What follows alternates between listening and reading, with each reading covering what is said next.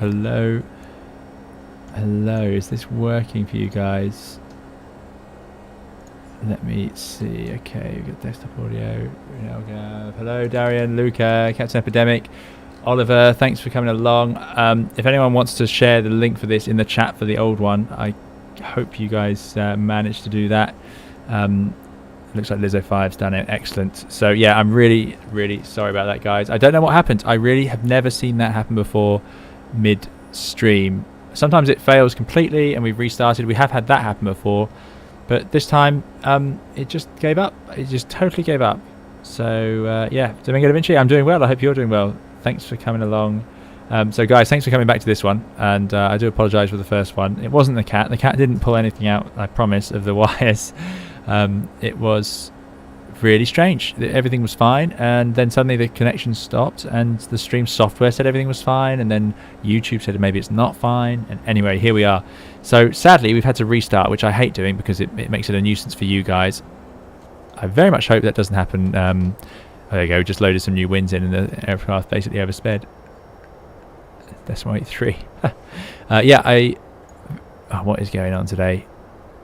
Hopefully they will get back the speed. Let's put VNAV in. There we go. VNAV path. Okay. Yeah, hopefully this will stay settled for you guys for the rest of the flight. We will carry on. Time hasn't frozen in the simulator. Don't worry. We are still moving through space, so it won't be too long. What was I saying before we got into this situation? Yeah, YouTube being YouTube. Exactly, Dougal. Chief Sim Pilot, it happens. Yeah, so thanks for your patience, guys.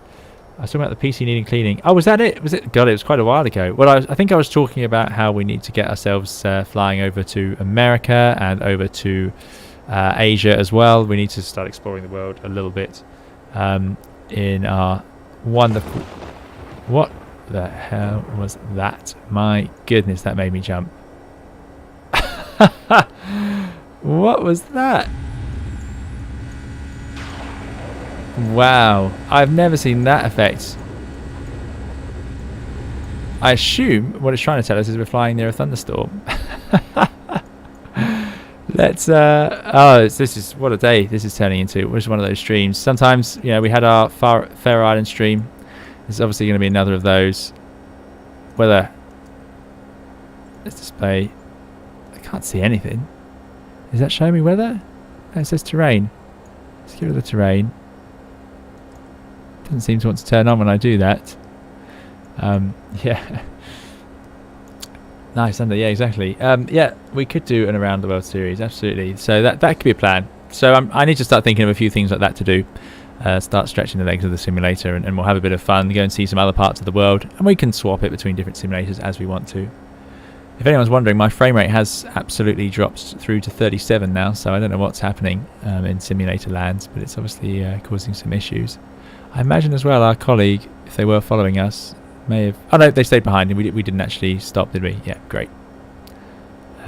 Yeah, we are in some turbulence, certainly, so I assume it's saying there's thunderstorms. You don't want to go over a thunderstorm if you see one, because air can rush up out of them and they can climb faster than we can, so you can very easily find yourself in the top of one, which would be terrible.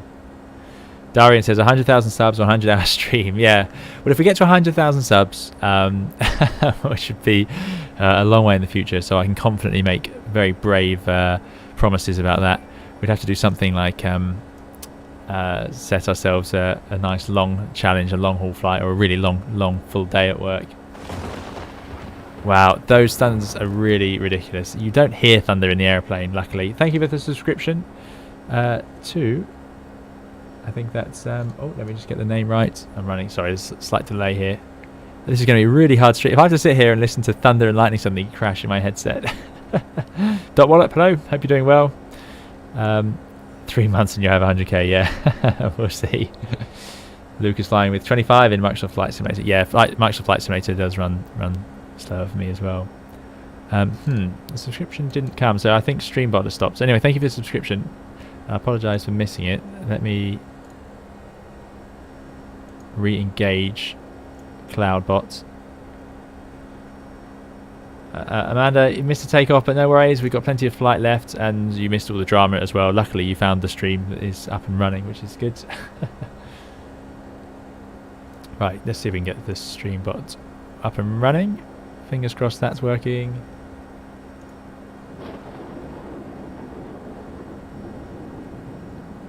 sorry, not Streambot, CloudBot. It's called CloudBot. There we go. I use Streamlabs. It's called CloudBot. Right. Ollie says, hi, are you interested in the CRJ being released on Microsoft Flight Simulator? I haven't looked at it much.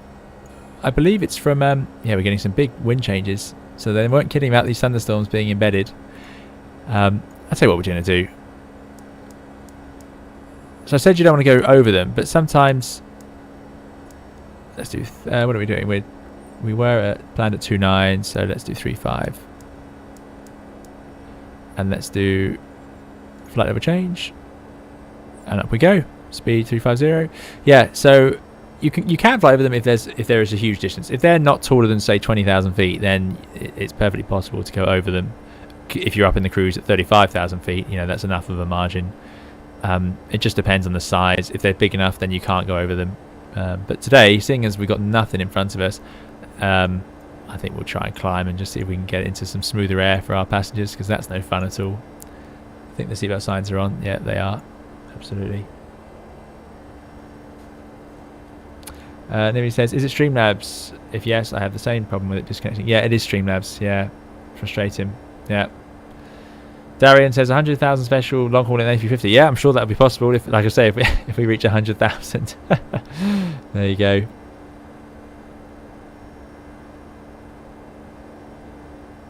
Thor is coming down on us tonight. Absolutely, absolutely.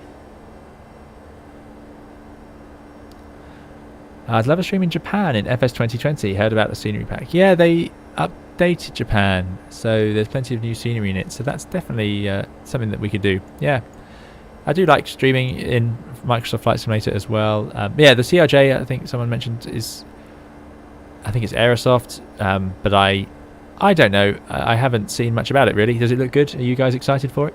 Is it something you'd like to see? I've been waiting for them to add some more aircraft into the marketplace in Microsoft Flight Simulator, but sadly we're still stuck with the same three, which is, you know, there's nothing wrong with them, and I think a couple of them are meant to be very good, but I was hoping we'd see some more by now, I suppose, but it must take time. Maybe it does longest streams, 4+ hours, it always disconnects. Move to stream elements. Okay, well I'm writing that down because I've had a few problems with Streamlabs. Stream elements, there we go. I'll be looking into that. I get frustrated. The good thing about Streamlabs is the bots and the alerts, so I like the way it gives you the alerts and so on, because I don't know how to do that otherwise. The downside is it doesn't give you much control. So I used to use OBS to stream, and with that it was great because I could, if it disconnected like that, I could restart the stream whilst not closing the YouTube stream itself. But sadly, in Streamlabs, if Streamlabs thinks everything's fine, it doesn't give you any options to fix it. It never does. So you end up restarting the whole thing, which is very frustrating. AC455, looking forward to the CRJ. Yeah, there you go. I'm sure it'll be very good. I had the Aerosoft Airbuses, they were very good. Okay, so using OBS Studio with Stream Elements. There you go. I use OBS Studio to make all my videos, actually. Of course, I don't use Streamlabs at all. I very much like OBS Studio, so that's sounding like a good plan for the future. I don't know how Stream Elements works, so that's a whole other learning curve. Every part of this process of making a YouTube channel has been a huge learning curve, and it's taken me a while each time to pick it up. So hopefully Stream Elements is pretty easy to use. There's a 330. Gears is still glitched in Microsoft Flight Simulator for free. Very good. So yeah, I've seen a lot of people getting various mods and freeware aircraft in. So yeah, I'll have to take a look. I don't tend to download many of them because they update it so regularly that everything seems to break almost as quickly as it fixes itself. So I try not to mess with it with any mods or anything too much, just so I have a stable platform to stream. I also try and make sure that my flight simulators are... I don't want to do videos in the Airbus in Microsoft Flight Simulator or even X-Plane. If I've modified it too heavily, it becomes difficult for people to be able to understand what's going on or follow along, because it's going to behave so differently to their simulator. So I tend to try and just use the fly-by-wire mods, because really you need to use that with the Airbus at the moment. It's the only way forwards. Dot Wallet, welcome to the streaming world. Are you flying online? Yeah, we are on VATSIM. Speed out cap. Good. Is it smoother here? Hard to tell really. The flight controls are still sort of moving around. I don't think that would be achieving much unless it's pretty turbulent. It doesn't look very turbulent. Oh yeah, maybe. Yeah, you can see the airplane sort of twitching around.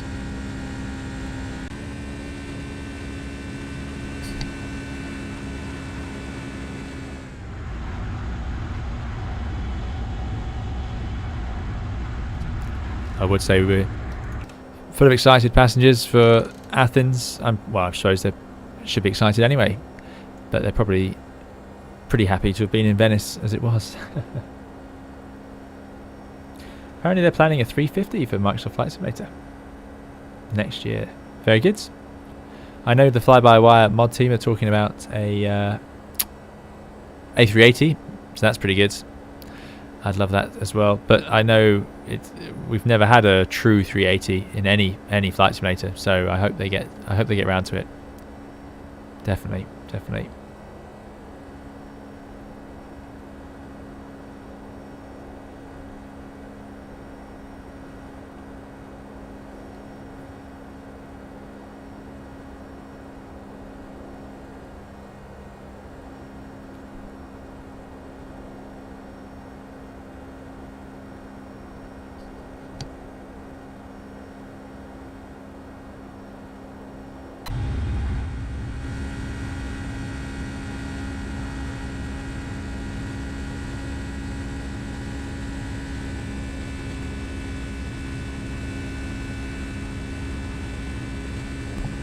Excited and unfastened packs in the back, says Darren. Are they unfastened? I had it in auto. I wonder what auto does in the cruise. I don't actually know. Yeah, maybe we'll put that on. Joe the Ox says the 380 is so ugly. I love it. Yeah, I like the 380 a lot. That and the 340, which I'm looking forward to because there is a 340 coming to X-Plane. I'm really looking forward to that. Definitely. Floodlight. Oh, there we go. Got floodlights as well as dome lights. Where are the floodlights then? So many lights. Always the case in aircraft, it seems. Oh yes, Dougal said, as Dougal is saying, there is a Simwings group flight. Simwings provide computers to people who need it. I say need it. People who can't otherwise be a part of the community, even if they contribute and do their best, but they haven't got the computer to be able to run Flight Simulator properly for various reasons. So they help get computers to these people who can't otherwise and who are active members of the community. So it's a very nice cause, and there is a group flight which you can donate a little bit of money towards the cause and then join in on, which is, when is it? It's Saturday the 21st, tomorrow at 1900 Zulu. Microsoft Flight Simulator around Cape Verde. Fantastic. I'm sure it'll be good fun.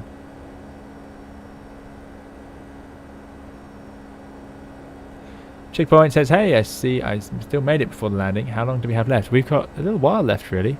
Hopefully we don't have any more issues with the Streamlabs, but we've got... Well, we're expecting to arrive into Athens in about an hour. I mean, slightly over an hour. This is a serious flight. I think what I'm going to do is let's give ourselves a treat. Not in the database, no.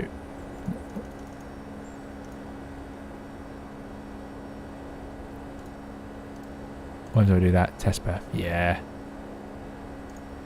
Off we go.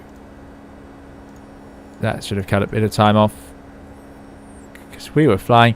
We had a very strange route. The route took us down Italy. We can see that on Avitab. Maps. There we go. Yeah, it was Venice down, Rome, Naples, out the south, and then over across to Athena.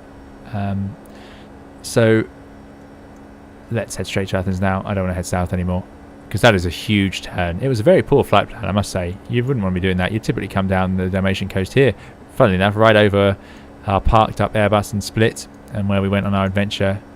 Although we went on a big adventure in my last group flight video, we ended up going all the way over to Sarajevo by mistake, when I think we were supposed to come here, Mostar, and then we went down to Dubrovnik. So yeah, let's get turning en route. Straight line there. Get that time under control. I think this will tell us time. Let's see. Routes. Cruise. There you go. 1944 it reckons. With 6.3 tons of fuel. That's the econ speed. It wants us to step to 310. No, how do we... Can we increase the cost index now? Can we change our mind? I don't even remember where I put it in. Oh, there's a lot of buttons here. I don't want to press any of these really. Legs. Wants us at 0.74. We're basically heading to the start of the arrival, it looks like.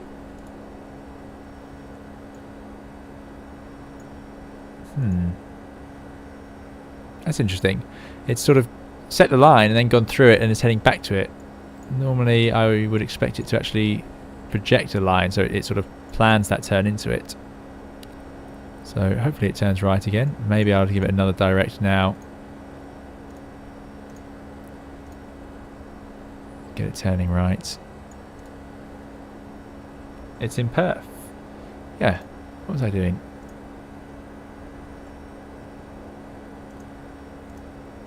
It was there, 120. So that seems like a pretty high cost to next, but let's try... I don't know what happens. 200? Does that work? Barely changed anything. What's the maximum?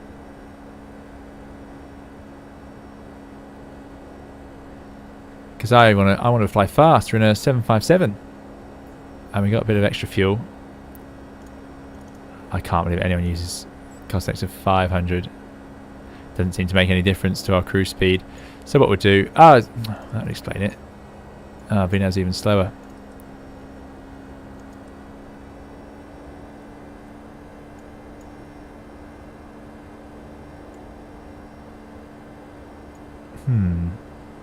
Well, I'm not sure what speed it's targeting now. Let's put it back into speed. Why can't I do that? Out hold. Speed. 8.1. Yeah, 8.1. That's a bit better. Let's zoom across. It's still done the same thing. Yeah, that's a bit of a clunky system. I'm surprised it doesn't predict the sort of the turn before doing it. But there we go.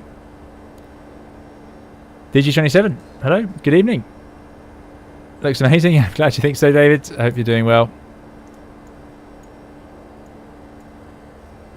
We've had a bit of trouble with the stream, but I'm glad you guys have all found your way over here. Because, yeah, it was pretty tragic to lose out halfway through.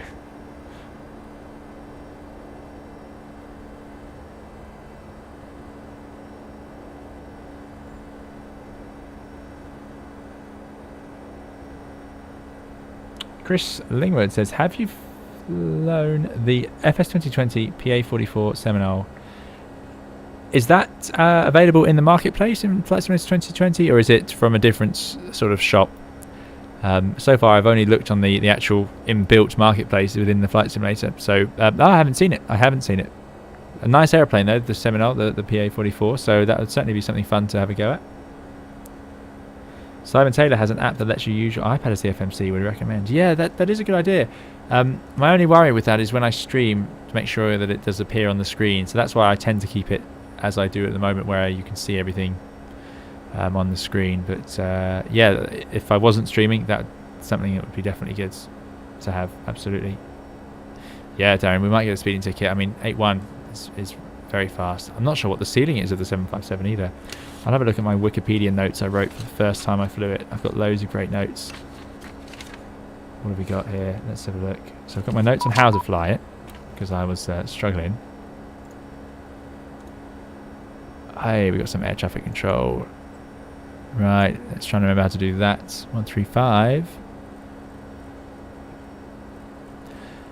Oh, I hope they don't send us back to our original route. There we go. Get my pen and paper ready. Continue to flight level 240, Panta 1010. Your control, good day, this is Ryanair 6 Whiskey Whiskey, with you flight level 360 inbound Fatbook. Air 6 Whiskey Whiskey Hello Euro Control South identified. Control, good evening. Kestrel 235, flight level 350, routing to Tespa.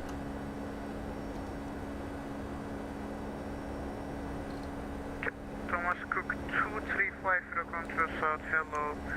Squawk 0505. Squawk 0505, Kestrel 235. Aegean 326, can we proceed to AS2? 0 Aegean 5 326, 0 are you unable for Lima 5. Alpha Tango Alpha? Correction, Lima. Yeah, it is EURS. I'm not even sure which station that is. ACARS would be brilliant, I yeah. don't have any problem to proceed directly. I'm going to keep calling it But, Kestrel. I'm getting I know a air lot traffic was of calling my us course. they were calling us Aegean Thomas Cook, but that's old. That's old. Anyway, so we're allowed to do what we want. Alpha Tango Alpha November, because you are heading to another That's interesting. Why is it drawing this green line? Is that something it's tuned? Fixed page? Negative, I'm not above Ah, look. LATAM. LGAV. 457 miles away. Yes, That is quite a long way. I'm gonna make coordination with Athens to see if I can get you to Athens. So that's a bit like the progress page on the Airbus. Sorry, Aegean Yeah. 326. You guys let me know how the audio is on the air traffic. Hopefully it's okay. It's a bit hard to adjust air traffic compared to my own voice on this. Thomas Cook 235 identified. Could you spell your inbound waypoint? Affirmed.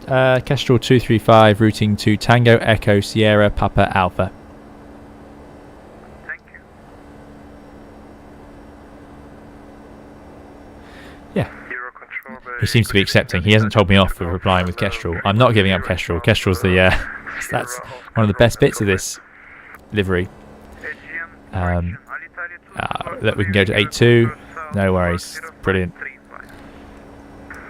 Matthias Ricardo says, apologies. No need to apologise. I've not seen all your streams. I know you fly the Toliss Airbus. Do you use the FS Labs?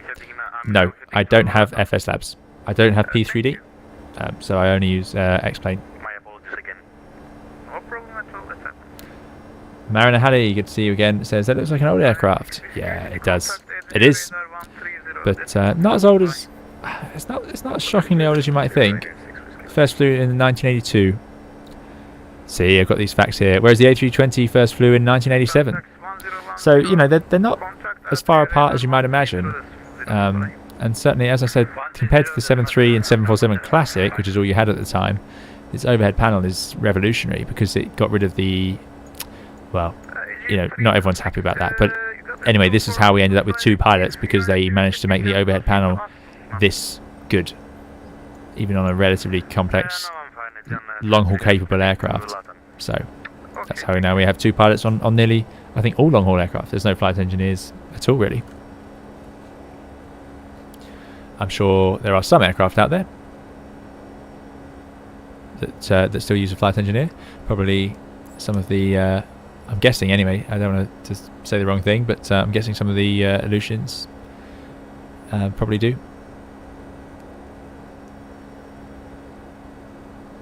Hugme says, hello to you. Hope to see you flying to Spain. Yeah, Spain. We haven't done much Spain. We did do a Madrid early on in the streaming flights, but that was months ago now. It's amazing how long ago that was actually. In my mind it was yesterday, but yeah, nope. Spain is definitely needing to be featured again. Yeah, he can't deny us cycles. I can. Wallop. Exactly. I wrote it in the notes as well, very very specifically. I wonder, do we still have our colleague following us? Hello, Air France 925, checking in at 020. Air France 925, hello, Ankara identified. Correction, hello, Eurocontrol South identified. Proceed direct boarding. Direct boarding, 95, thanks. Yes, we do. The Alitalia, we've got Alitalia 22 Golf coming along behind. Going to Athens, excellent. And if I look on I use it's called VATSmap. I know everyone else uses VATSpy, but yeah, we can see the whole Athens area is very radar controlled. A couple of Ryanairs on approach. Who's on the ground? Oh, there's loads of planes on the ground. Excellent. So we'll have to work out where we're landing later, but I suspect that means we will definitely get an ATIS and that sort of thing. Let's look out a little bit, staring at the floor. Let's go and enjoy a panoramic view of the flight deck. There is still a seat for a third pilot, but that's just a sort of spectating seat, not a part of the team. Oh, there's 2 seats, armrest as well. Very nice,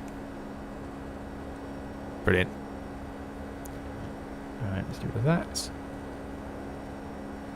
But yeah, man, Chris is on it with the Wikipedia facts as well. 65 million per unit cost. There you go, very expensive. Antonov, there you go, Antonov as well. I'm sure they have a few. And Tupolev, I think I said it wrong, yeah.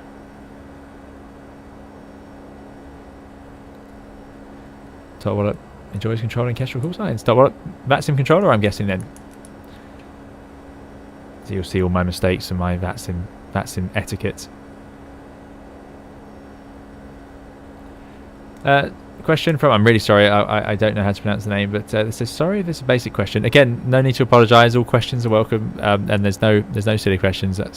When I first started flying in Flight Simulator, before I was trained to be a pilot, I remember I couldn't even get I had a 757, I had the Captain Sim 757 in FSX, and I couldn't figure out, I had discontinuities, and I couldn't figure out how to set up or clear out a discontinuity so that the points would connect, and it meant every approach I did I couldn't make it work, and I barely understood headings and so on.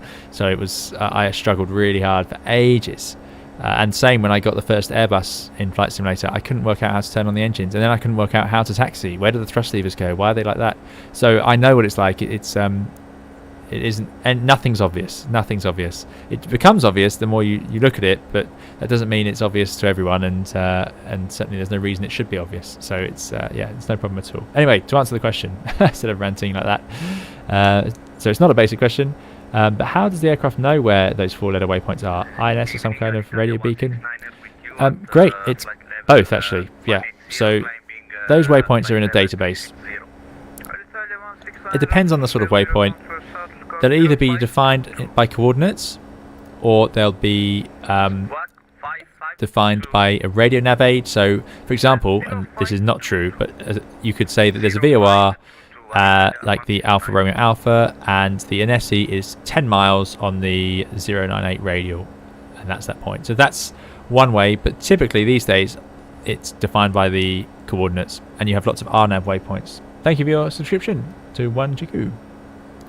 Yeah, so typically it's just defined in its memory, and the airplane knows where it is, and it knows where those waypoints are. So actually, even when it's a VOR, even if the VOR is turned off, you can put direct and set the VOR, and these days these aircraft will be able to fly there no problem. They don't actually need it. Now, whether you need it in terms of legality is different. Often the law doesn't catch up with the airplanes, or they're very slow because they're, you don't want to get it wrong. So if you had every aeroplane flying around and all the VORs were sort of, some were working and some weren't working, then there's a chance, there's some underlying problem we don't know about with the aircraft systems. So they're taking a long time to transition to sort of GPS style coordinates, and even GPS isn't reliable. You can have places where the GPS doesn't work. So typically we use the INS will find its way to these waypoints, and then the aircraft will update its position by tuning nav aids around you. That's typically how they work. I mean, it may show me, maybe that's what it showed on here, this green line. Maybe it's using this this VOR here to help fix its position, stuff like that. We can see a top of descent marker coming. How far away is that? What range are we at? It does say, I think. I've got so much clutter on the screen. I'm not sure now. Well, anyway, probably about half an hour away.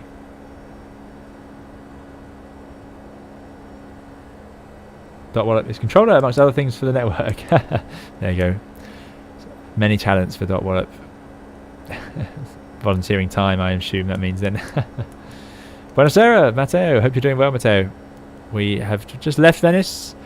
We spent a lot of time flying over central Italy before realising we could probably save a bit of time and head towards Athens, so that's what we're doing now. And we had one incident where the whole stream collapsed. Pavel says, have you ever been to Leeds, Bradford?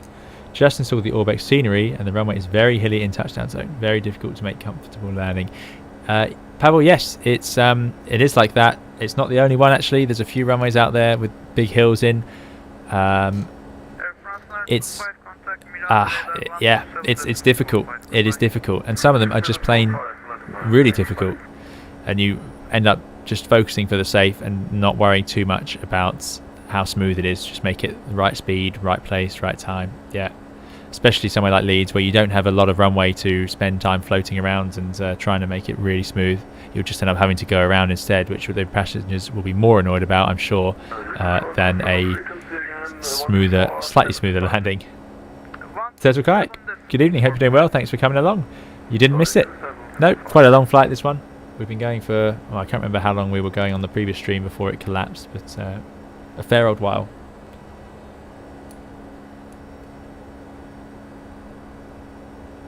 Good evening, Hayden J. Robbins, hope you're doing well. Dougal McTavish, apologies, I have failed out. Just catch the next one. Thanks for coming, Dougal. I hope you're doing well. Enjoy your evening. You already do plenty for the stream, so thank you very much. And yeah, thanks for coming along. Darian Nahu, I always get confused about when you use EPR or N1.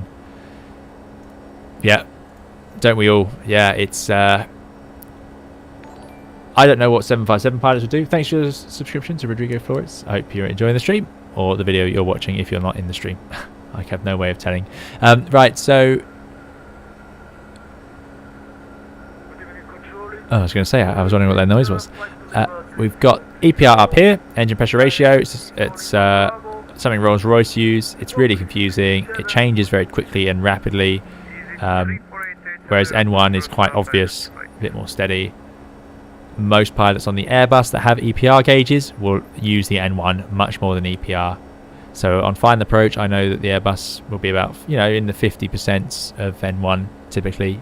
The EPR, it changes so rapidly. It's not very linear either, so it sort of can jump up over certain ranges. So yeah, N1 nearly always is my personal reference.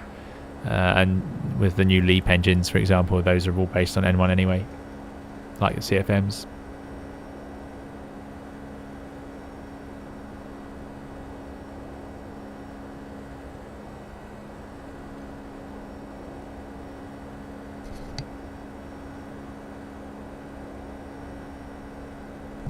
Flanker61 has a great question. In case of a strong crosswind, when ATC assigns you a heading vector, you have to consider it as a heading or track. Heading. Always a heading from air traffic control. Now that's, if you're using charts and you're following a procedure. Let's jump back into our seats. No, I keep pressing that one thinking it's going to bring me a chart, but it won't, obviously. So let's go to LGAV. Check what the weather's doing there. Oh, it's nice. Northerly winds. There you go.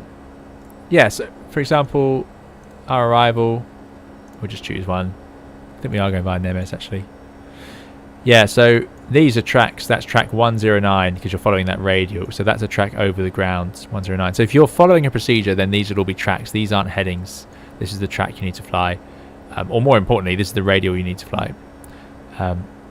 But if air traffic are radar vectoring you, it will always be headings, and you just follow that. And it'd be magnetic headings as well. So we're in heading M, magnetic. I think in the Boeings you can change it to true. But no, we don't do that. That only becomes applicable further north as you get near the Arctic Circle, because you're too close to the magnetic North Pole, and it starts to become a bit of a bad reference point. But for us down here, we'll be using magnetic headings, absolutely. In fact, what I was going to do, let's just check what arrival to Charlie. Oh, I don't believe it. This is the chart I was expecting. So Nemes to Didymon, which reminds me of Digimon, which were another version of sort of Pokemon style things many years ago. Right. Then we're going to have the approach. Oh, I don't know which runway they're using. I don't know. One of the 03s. Anyway, we'll get an ATIS soon and work that one out before I start making it up.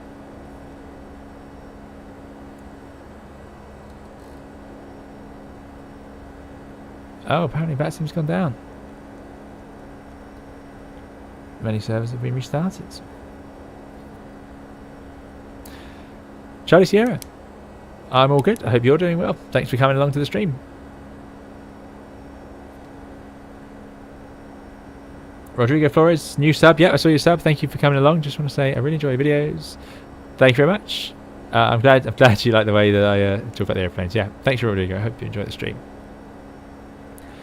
Matt says Leeds was our 5th landing attempt at 3rd airport during Superstorm Doris. Oh wow, so the hills are helpful for something. Yes. Yeah, my goodness. That would have been a fun day. Good evening to Mark Smith. I hope you're doing well, Mark. Thanks for coming along. And there you go, Dot Wallop. Must be very high up in the VATSIM system. That's it, I'm getting nervous. I do all sorts of things wrong with VATSIM.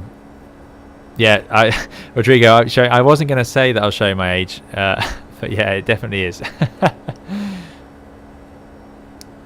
Yeah, Digimon of the Champions. There you go. You'll be thinking about that for the evening. Thanks for the subscription, Mark Smith. And Mateo, yeah, thanks Mateo. Yeah, if you are enjoying the video, we've lost our likes because of this swap over to part 2, so if you wouldn't mind liking this one as well, I would appreciate it. But I also appreciate you have already liked the first one. But there we go. Excellent. Right, let's have a look. Where are we sitting with air traffic control? So we're too far away, definitely too far away for the ATIS for now. No problem. Let's start thinking about some other Boeing 757 style things we need to set up. But I'm going to have to set up the ILS. That's what I do not want to forget. Tune the ILS. Tune the ILS. If I was flying this airplane for real, I'd write that on a piece of paper and stick it right up here somewhere. So there's no way to forget. What is the clock? Where does the clock? Oh, it does that clock.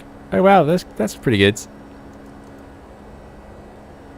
I've lost all my oh, is it still counting? That's good. Yeah, so it's like a little chrono as well. Hopefully that's still counting up.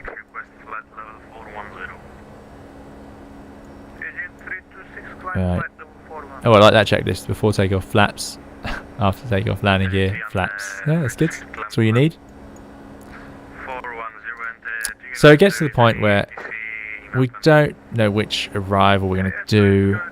We don't know which runway we're landing on. So at what point do we set up what we expect and then have to change it? Or is it better to just try and find out? Something you can do usually is you could ask, as we head to Greek airspace, as we start to see the LG airports, then I would definitely be asking air traffic control which runway we expect if we can't get the ATIS. Typically airports like Athens, you can actually print the ATIS out of here, so you don't have to be within the range, because you can't get voice ATIS from, you know, a couple of 100 miles away. A maximum is as far away as you can be. So if an airport doesn't have an ATIS you can download, then you might just print out the weather like we've done earlier. We just had a look at our weather. Not there. Very good.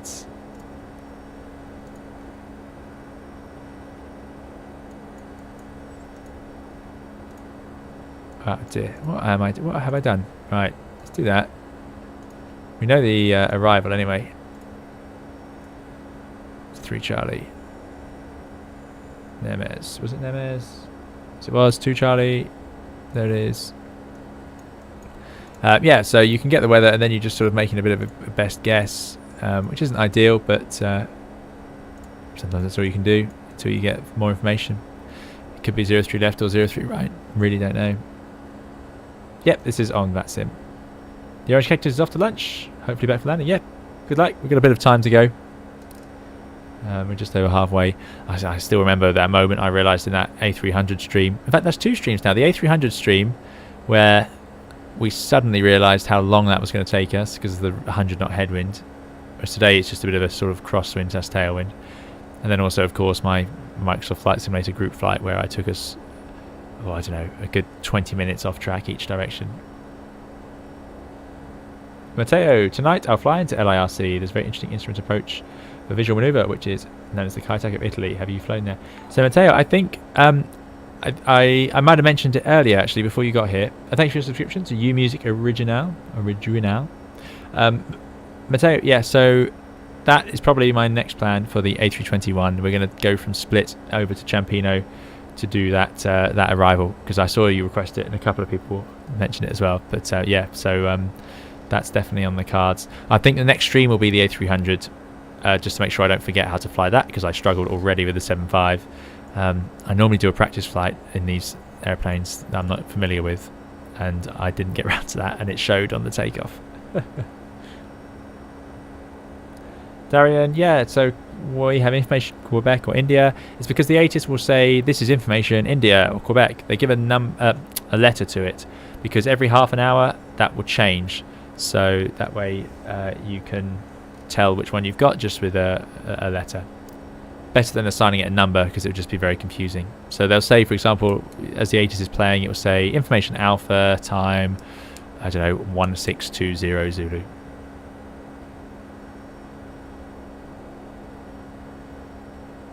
Is LIRC Lizzo 5 not Rome Ciampino, or am I confused? Maybe I'm confused.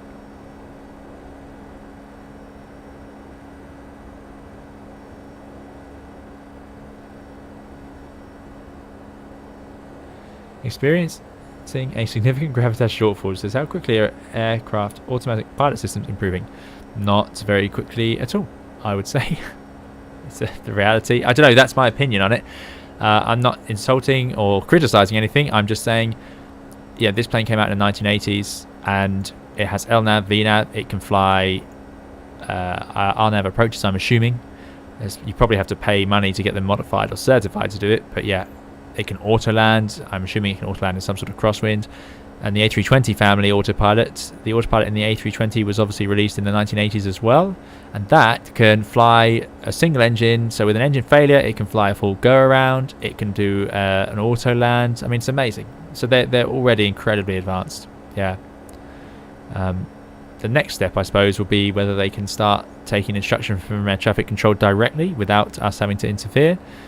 And the final step will be when they can think for themselves, and then they won't need us, but hopefully that's a fair way away.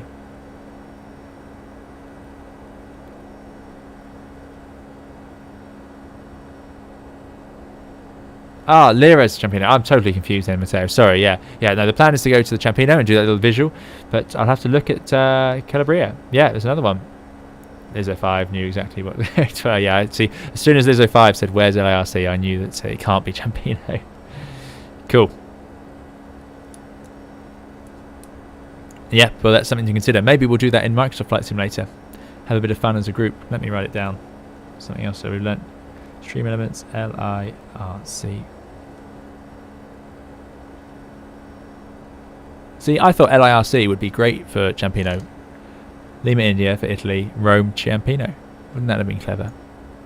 I don't know how they come up with the ICAO codes for airports. Good. Right, well, I'm not seeing much traffic around. We've still got our colleague behind us. I thought it could be a bit busy, although I don't know, we're doing okay for time. I think the event started at 1800 Zulu.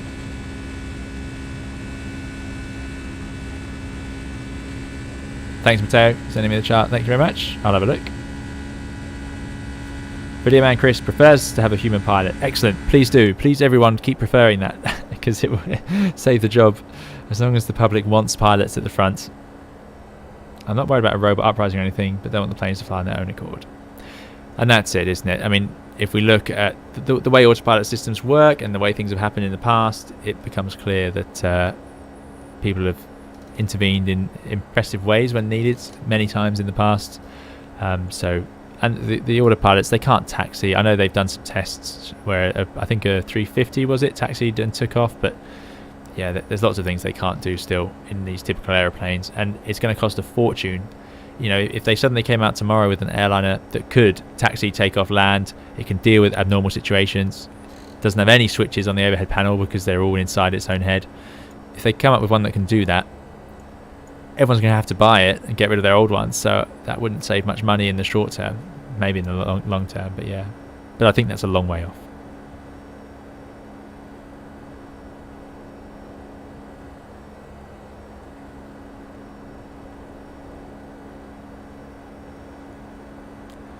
Mariner says that the go-around is now working in the A320NX. Okay, very good. I'll have to try that. That is something a lot of people ask me about, the go-arounds in the fly-by-wire A320 NEO, so that's definitely something I need to get working on then. I wouldn't like to fly in an autonomous aircraft anytime soon. Yeah, good. Thank you.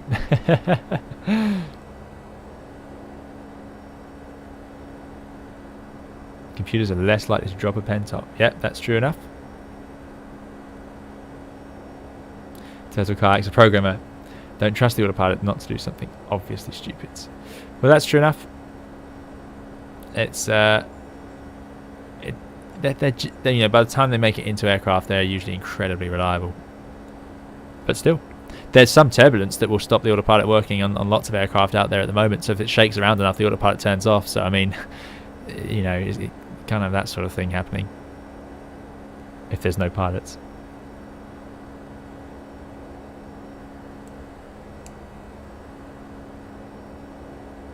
Mark Smith, yeah, much harder to debrief a computer. Yeah, exactly.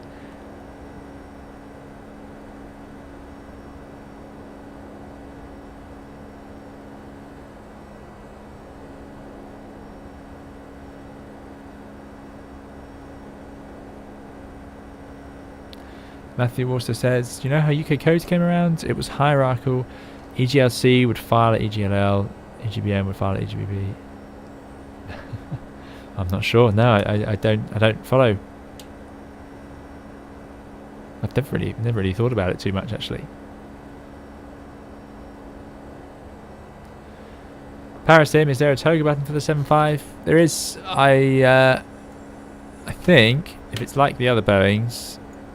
So in the sim, I just have to click that one, that little screw there, and you see the mouse goes to the little hand, so you can click it. I think it's here, but someone please correct me. On the 737, there's a little button somewhere here. Oh, I do like the camera in X-Plane. It's very easy before I accidentally cut off the fuel. Yeah, there's one on the thrust levers. Maybe it's on the side. Thank you for your subscription to Alma. Maybe it's that. Maybe it's that in the 7.5. In the Airbus, that disconnects the auto thrust though. I don't know. Someone else. What's the answer? Is it these?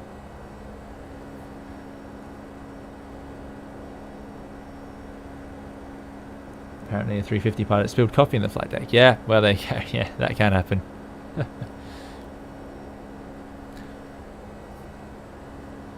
Yeah, Joseph Mitz is right for Mariner Halley. Those ENSW is for north, east, southwest in case you're entering coordinates. Same on the Airbus MCDU as well. Side of the throttle knob at the top. Yeah, so I'm assuming that's that then. So I won't press that now to check.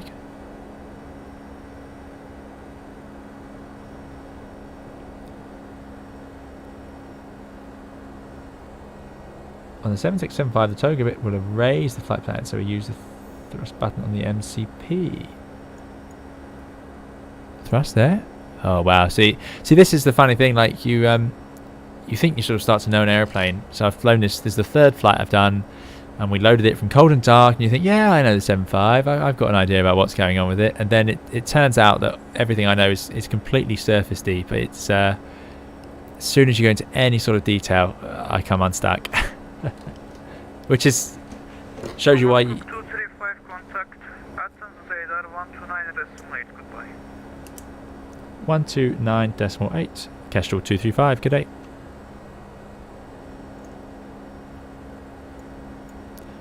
And I really like this radio. 1298.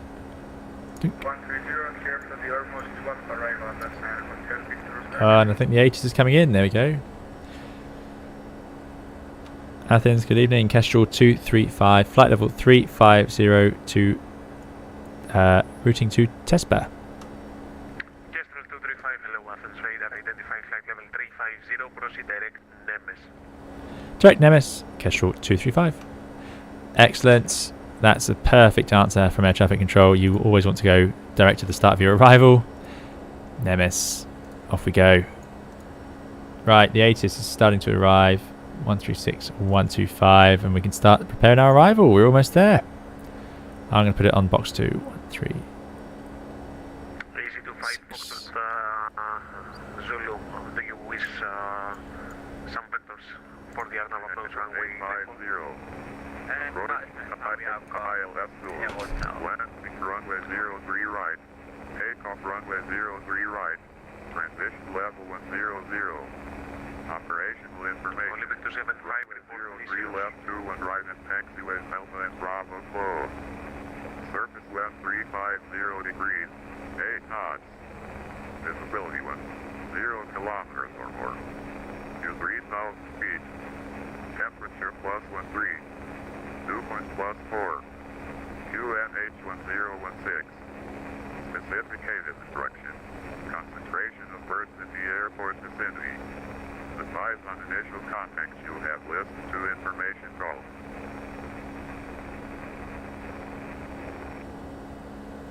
Here is agent of Venice Airport Athens information calls. Recorded at 1850. There you go. Back to guards. Yeah, so as we said then, information golf timed at 1850. Typically they refresh at 20 and 50 on the hour.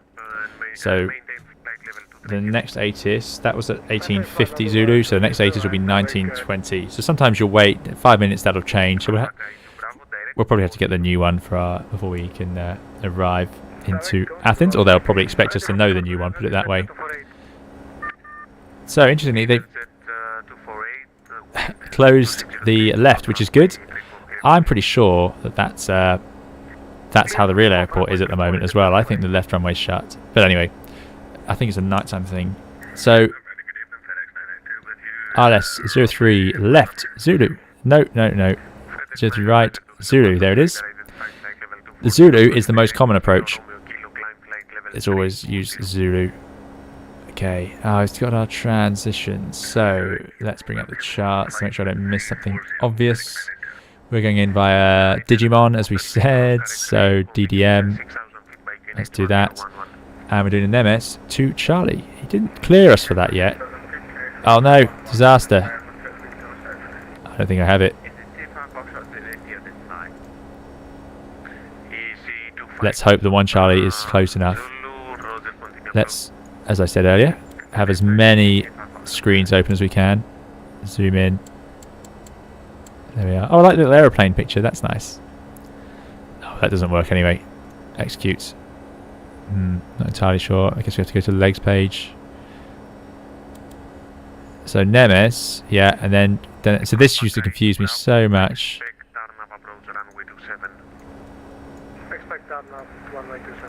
There you go. Yeah, it's it's actually harder than it is in the Airbus anyway for me.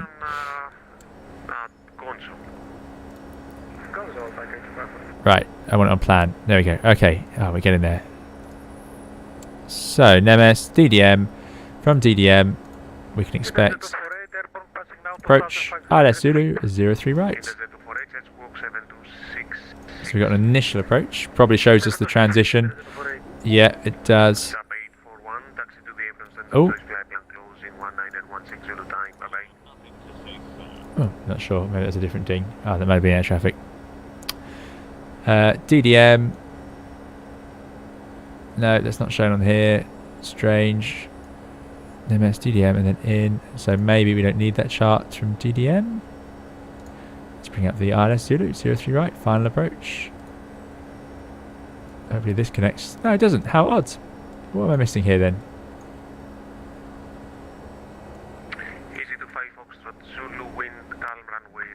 How bizarre. D13 DDM. I'm not sure.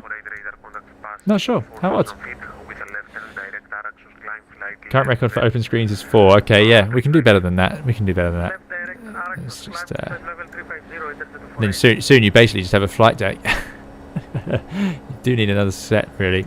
Yeah, ridiculous, isn't it? How much you can use. Right. Anyway, I'm not too worried about that transition because that's pretty sensible. I would expect air traffic to vector us, but if they don't, that is a very safe sort of routing.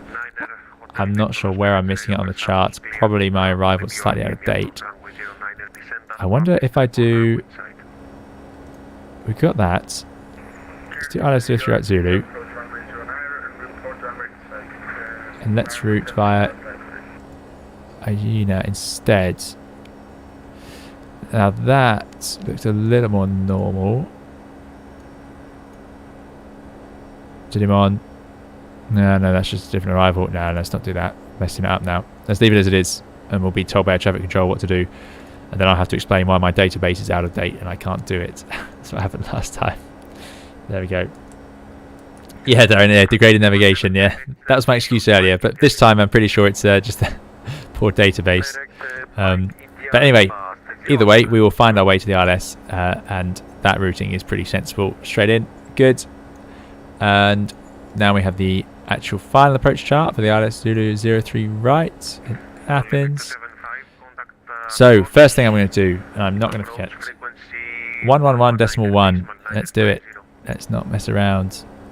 111.1. Inbound course 032. Brilliant. Very proud of myself. So we've done the ILS tuning. I wonder what test does. Don't know. And that's appeared up there. Great stuff. What else can we put in? Minima. Decision height 200. And as we know in the Boeing, it only gives us a decision height option, which is in brackets, little h. So that's that 200. So that's already set by default. Pretty good. Good. Okay. Let's get rid of that. We don't need that. Okay. We're getting there. We're getting there. Yeah, 5 screens in your reckon. I'm sure I can top that at some point on the approach. I mean, we didn't have the tablet open at the time, did we?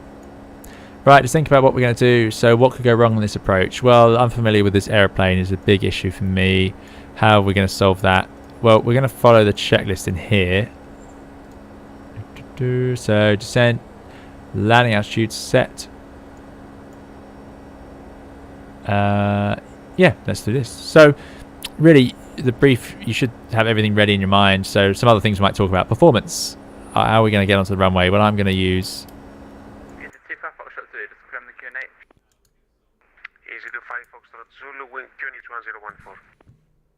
Hello? Oh dear. Hello, can you guys hear me? Oh, disaster.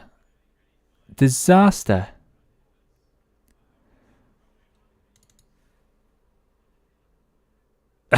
Just about everything. I think we've lost the whole of X-Plane. I've never seen that before.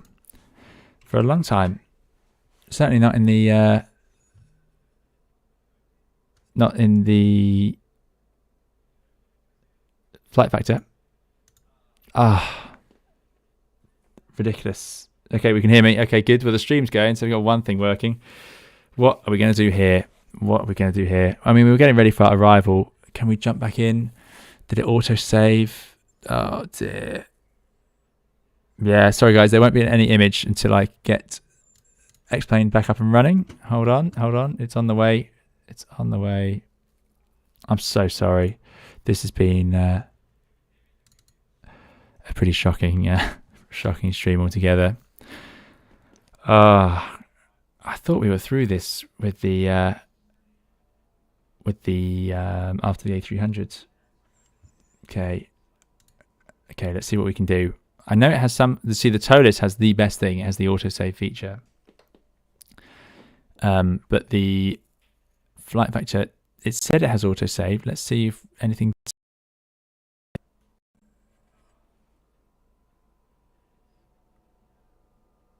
Oh, I'm sorry, guys. I can't believe that's 2. Yeah, I have autosave on, Rodrigo Flores. I'm hoping there's a way to get that back. It is loading at a moment, so stand by. We'll get ourselves somewhere. We are a podcast. Yeah, so what are you guys doing, and what questions have you got? Keep going. We'll keep Microsoft Flight Simulator and blame it on that. Yeah, exactly. That could be an option.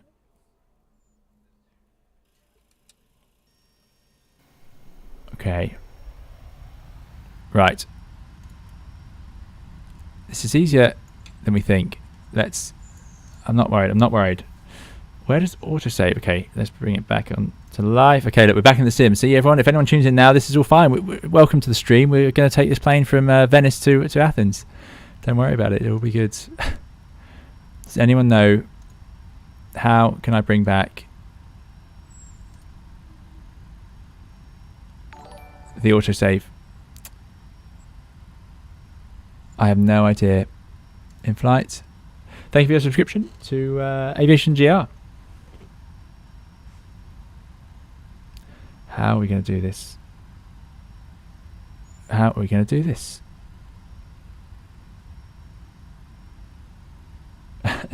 People would subscribe to a podcast. There you go. Maybe that's an easier way. Instead of me messing around like this. This is frustrating. I know how to do this perfectly well in the Toliss. It's not an avionics. Not ground. Not in flight. Not a config. Let's put this all back as it was. I think we had about 150 passengers. How much fuel do we have by that point? Let's give ourselves 8 tons so we can land. We had about 4 tons of cargo. And what we're going to do is, I'm just going to load the airplane, and then what we're going to do is we're just going to put it up in the air and make it work for us. I'm sure that's possible. So don't worry, we'll be going in no time, guys. We'll be going in no time. So yeah, flight will be slightly delayed. Don't worry, I'm going to zoom us even closer to Athens, so you won't even notice the issue. So the only annoying thing is I'm going to have to do this. It's going to want the passenger bus. It's going to want the stairs. The engines are running, I think. Yep. Okay, load. Doors are closed. Oh, it always complains. This add-on's great, but it always complains at you when you do anything. They don't unload the plane, load the plane. Oh, I don't know. Right, let's get something into the MCDU. We're not going to mess around. No messing around. Because the airplane's ready to go otherwise. So, okay. Let's do index. Ident. Positives. Hopefully VATSIM won't get too upset with us. I did save the flight plan as well, so that's good.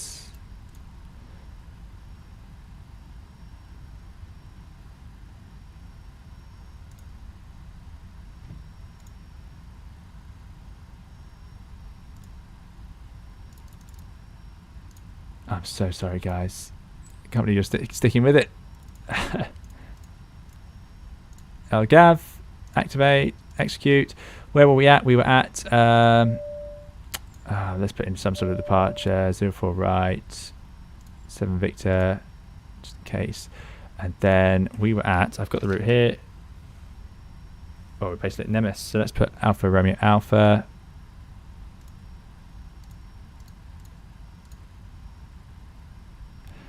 VOR. And then Nemesis. I might not log back into VATSIM, or they'll get really annoyed at me. Passengers banging on the doors. Yeah, let's get the passengers back on. Right, load. Loading the plane. Good, there we go. We want 8 tons of fuel. Let's make sure we get that on board. It's going down a bit, actually. Yeah, that'll be fine. Okay. Get some lights on. Good. Look, there's been no problem, guys. Don't worry. Don't worry. We're almost there. Engines are running. What I might do, let's stick ourselves over the runway. We've got the generators online. Yeah, great. So we've got that. Let's put in let's load up the weights just so we have that right, and then we can just go and take off, and then we'll be good. And then I'll just zoom us ahead. So gross weight, what is this? 0.777. 8578 tons. Yeah, we said like something like about 3 tons reserves. We can update that later if we need to. Cruising, we were up at 350, and we 200 or something silly in there. Take off 5. And we'll put reference speeds on, which gives us the speeds. We're a bit lighter this time, so that makes sense. CG's at 32. Good. Thrust to take off. Well, let's try it without. Let's see if we can do a toga. Right, we're going to take off, and then I'm going to zoom us ahead because I don't want to just put the airplane in the air. I don't think it's going to like that very much. But what it will like, because I'm going to tell it to like it, is you go here, there, there.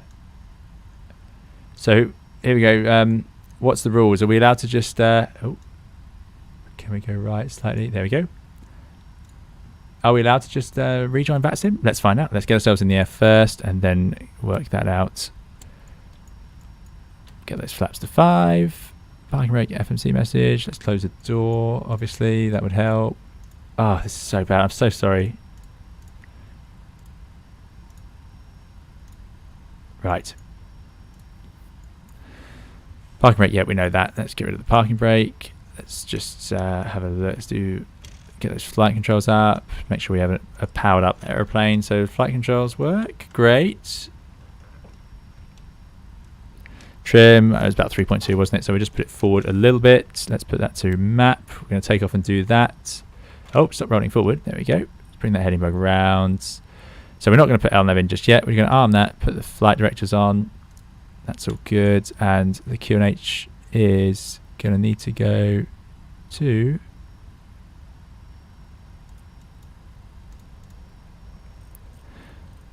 I think it's 1, 2, 3, 4, 5, 6. We'll set it to standard when we're in flight anyway, so that's no problem. Right, okay. I'm glad, Hayden, thanks guys. I'm glad you're enjoying it. So yeah, what's going on with the cabin crew? What are they upset about? I have nothing to say. Nothing to say. They're furious. Get some lights on. Yeah, great. Have all of those and those. Oh, I don't do those. I'm not going to fiddle around with those. They are hopelessly difficult in this simulator to use. Okay, so guys, we've got a route. We've got some legs. That's going to take us down to Athens. Is this going to work? Are we going to get airborne and go from here? I think we can do it.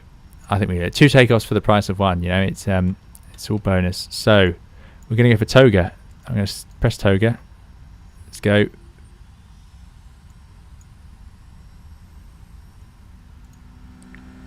EPR looks good. Get back to our normal viewpoint. Off we go. Airspeed's alive. Forwards on the yoke. God, we were here just a short hour and a half ago. Gone to thrust hold, but I think that's fine because it's holding takeoff thrust. V1 rotate. Up we go. Good. Safely in the air. Gear up. Let's get in the air. Let's get clean, and then we'll go from there. Bit of trimming as we shoot up. Look at that thrust. That's much more exciting than earlier. That really climbed. Well, we've gone screaming through 400 feet. No problem. Let's do LNAV, VNAV.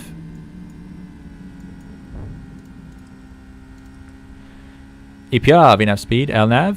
Looks like it's actually flying the departure this time, unlike last time. Flaps up a stage. There we go. Gear is up and off. And let's put it in the cruise altitude. We want to be at 35,000 feet like we were. Right, here comes the guesswork. It doesn't show our route on here.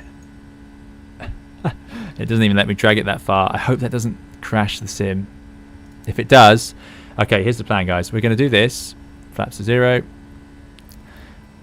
I'll just let it clean up. Once we're cleaning up and climbing away, I'm going to try and move it over a couple of stages. If we move it and it doesn't work, we will just load up again into Athens. Why might it not work? Well, I'm a bit worried the sim may get upset over moving it huge distances. Does anyone have experience of doing that? I don't know.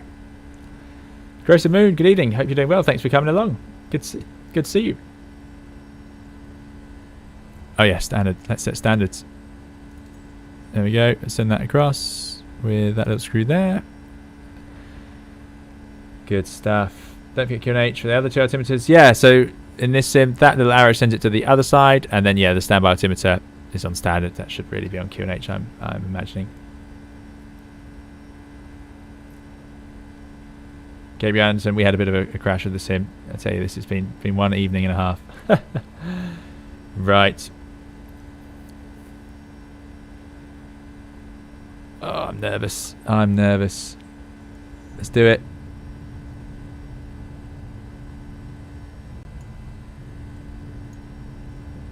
Okay.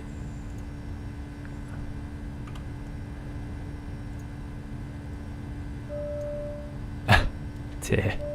You can hear screaming in this sim. Let's put it into heading mode.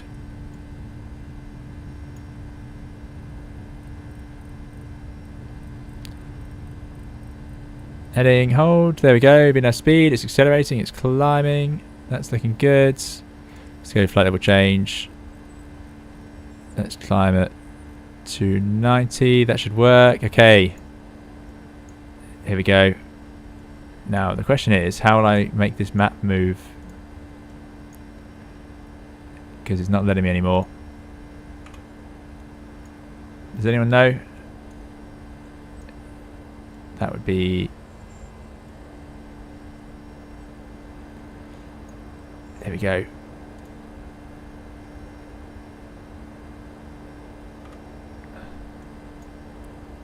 Hoping it will catch up. Making good progress though. Record time on our flight south here.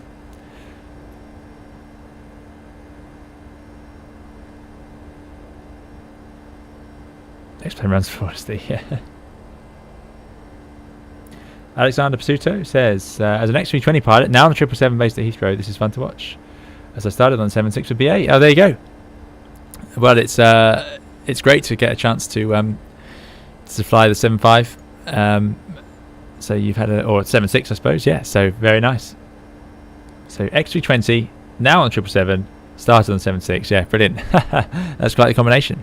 So someone asked earlier, what's better to fly, the Airbus in terms of feel? Is it the Airbus or the Boeing 757? And I said I don't know. I haven't flown both, so you might have more of an insight than I do. So far so good. Yeah, it's working. It's working. No problem. We are easily going to beat Concorde tonight. Zoom. Look at this. No problem. No problems. I've done it again. I knew it would. Ah. Disaster.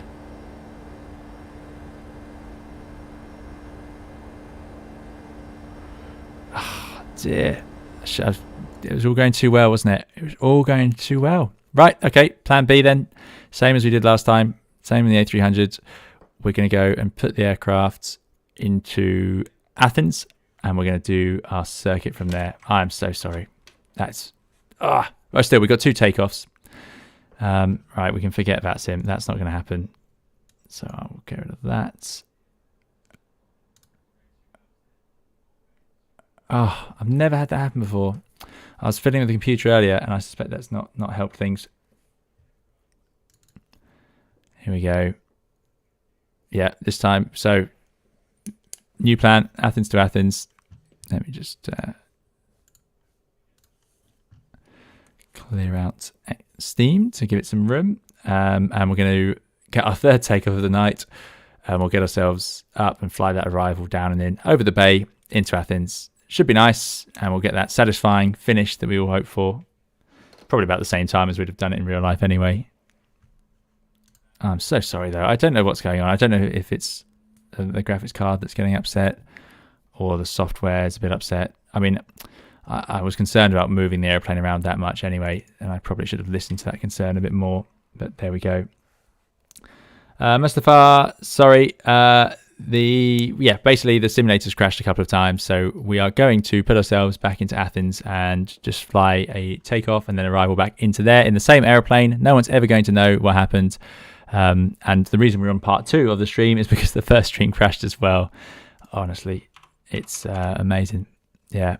I suppose we could load up into Athens and do a circuit, but I think that would take into VATSIM and do a circuit, but I think that would take a bit too long. Let's go there. Good. Real world. Yeah, fine. 757. Off we go. Okay. It's all coming together. It'll be on the screens very shortly. Alexander's been flying for 17 years. I'm a bit behind you. I've been doing about 8 years. Well, you had to say what could go wrong. Yeah, did I say that, Darian? I wouldn't be surprised. Yeah, there are no words. It's this is frustrating. Disaster, very dramatic. Yeah. It does normally run very well. I'm gonna have to do some investigating here. I need to run a couple of flights, see if there's anything I've changed or something that's not working well.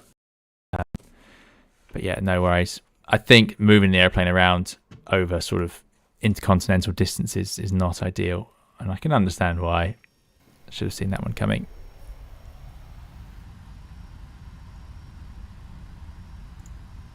Right, everyone, welcome to the Athens to Athens stream. I'm glad you joined me right here at the start, and hopefully everything goes smoothly today. Excellent.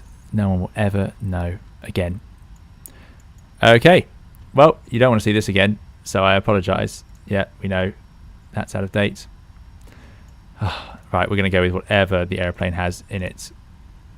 Nice and light. This will take off like a rocket, so we get straight to flight level 100. We're going to do index. Pos. We are in LGAV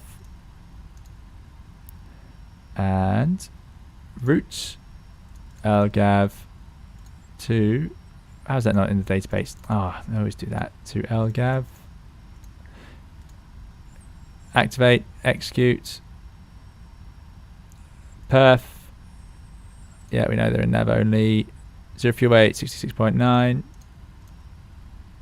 13 tons on board, reserves of 3, cost of X 250, 259, why not? It's not going to make it up there, but that's fine. We're going to depart from 03 right. What departure? Is there a departure that takes us to that arrival point? There's a question. Does anyone know? Airports, LGAV. Do we have a departure that takes us southwest?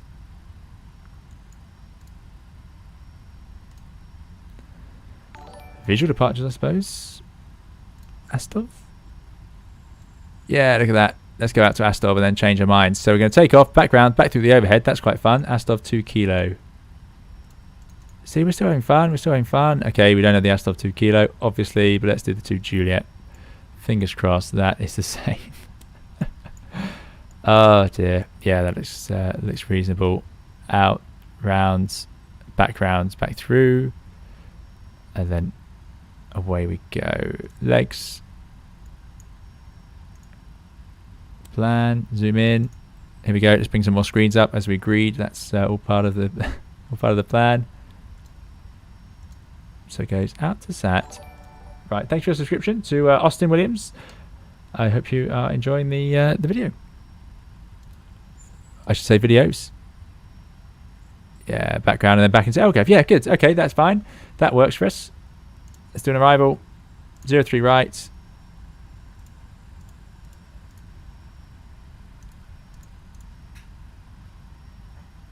That's not an arrival, is it? What am I doing?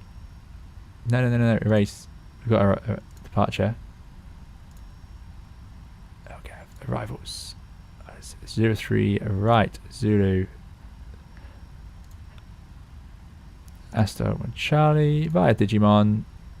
Execute. Legs. Astov.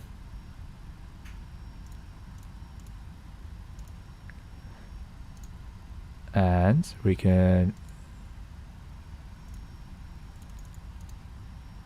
connect the dots. Oh wow.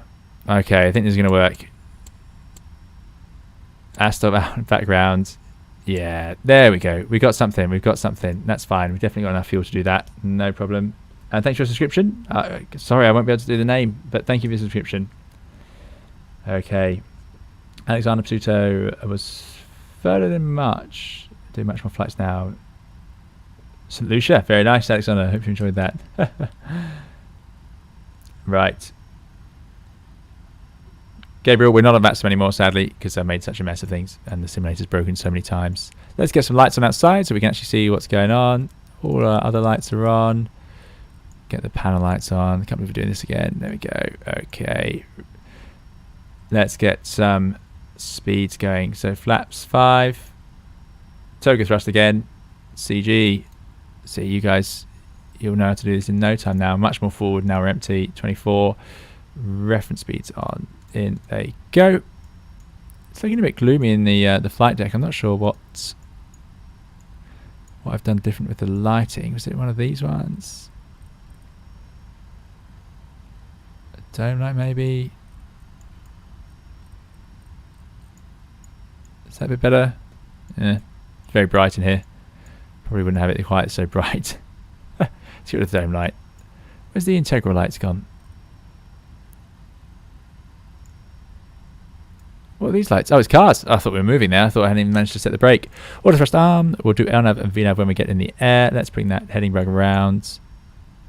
All the screens are really dark as well. Where is the brightness for the PFD? Oh, there's a little... Is that a coffee cup, I imagine? How do you change the brightness in a Boeing PFD, I wonder? I genuinely don't know. That has confused me. No matter. Flaps set to 5. Yeah, we know the parking brake's on. We've got our speeds loaded in. Flight directors can come on. We've got real weather, so if we go to LGAV, we can see the weather is QNH of 1016 now. Okay, winds, light headwinds, 13 degrees, no problem. QNH 1016. We're in a pretty good place, I think. We've got our performance speeds in. We've got our flaps out for takeoff. Once again, I'm just going to check I have all the flight controls available before I realise I have the hydraulics set wrong. Great. That'll be to RTO for takeoff. Okay, yeah, we know we don't need those messages. Let's put this to a map. Right. Off we go. Close that. Thrust up. Let it arm. Or, sorry, let it stabilise, I should say. Get that brake off. And away we go. Third time lucky. Oh, don't fiddle with that.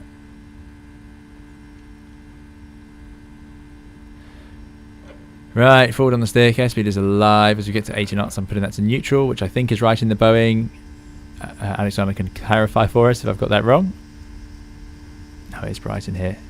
Quite a bumpy runway, but a really long one. V1, we are going. Rotate. Up we go again. Positive climb. Gear up. Loads of ridiculous amount of thrust today. I mean, empty. This is a really light 757. These things are really famously difficult to control. And we're going to go up to 100. That's in there already. That's fine. So let's flight manually for a little bit. Let's get LNAV and VNAV in. EPR, VNAV speeds. So that should mean we're flying at climb thrust, which I can see we are. We got a little CLB climb because we can't fly at takeoff thrust all day. LNAV's engaged, so round we go. Trying to keep it in trim. Let's bring the flaps up a stage above the green F, and flaps up another stage above that green F.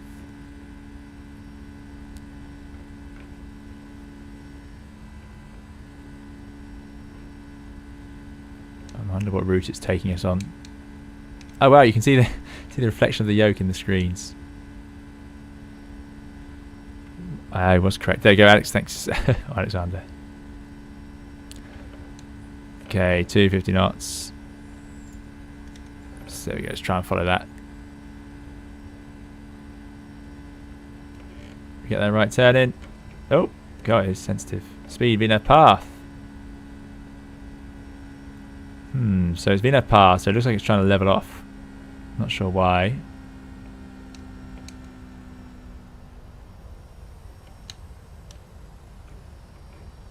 $4,000 feet must be a restriction on that departure. Let's get an autopilot in. Let's use the middle one. Right. I'm going to use flight level change because I want to go up now. Set standard. Set that across the other side. Look at that. Excellent. Get another departing shot. Why not? There's Athens Airport looking good in X-Plane.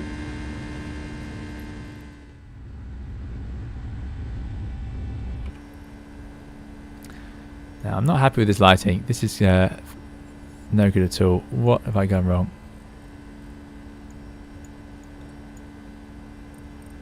There we go. That looks a bit more pleasant. A bit more civilized. I'm going to leave all the lights on, seeing as we're only going up to flight level 100. Let's level off, and then let's set up for that arrival again. And then I think we'll be in a pretty good place. Just let's go. Well, just for our own amusement, let's do the after takeoff checks. Packs, landing gear, flaps, altimeters. Next one's for the descent. Well, I already know it's 250 feet. So let's put that altitude in there. 250 for the landing altitude. Good. Okay. Okay, there we go. You'll never know now. Look, this looks like a professional stream, doesn't it? Yeah, Gabriel, don't say it, please. It could happen. It could absolutely happen. I like the IE engines. Yeah, IE very nice. Gabriel's trying to work out the FMC on FS2020 and A320. Yeah, it's not quite accurate, so it's a bit fiddly to try and work out. I've done my best in my videos to sort of help people with those. Speed out capture. There we go. Cool, that's an aggressive capture. Let's see if it manages. Yeah, 10,000 feet. Look at that. Very good. Very capable autopilot.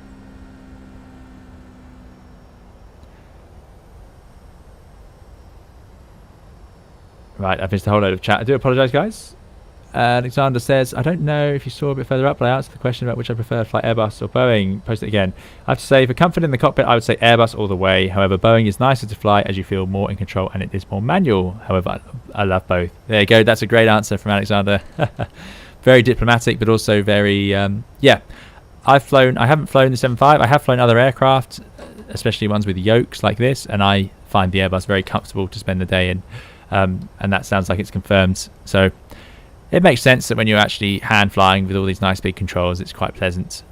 Also, having moving thrust levers and so on is quite nice, but sounds like Alexander thinks the Airbus comfort advantage does sort of weigh in as well. The Airbus is lovely. It's a really nice sort of office space, as you call it. To have that tray table you can pull out and work on and eat on and write on, it just makes life much easier. So our route today, ladies and gentlemen, welcome aboard. We're going to fly straight back through where we just started, over there, turn around, come back in and do it again. Do the ILS 03 right. So where were we when it all got into this state? We were setting up the ILS, weren't we? So let's do that. Plugins, Avitab, toggle tablet.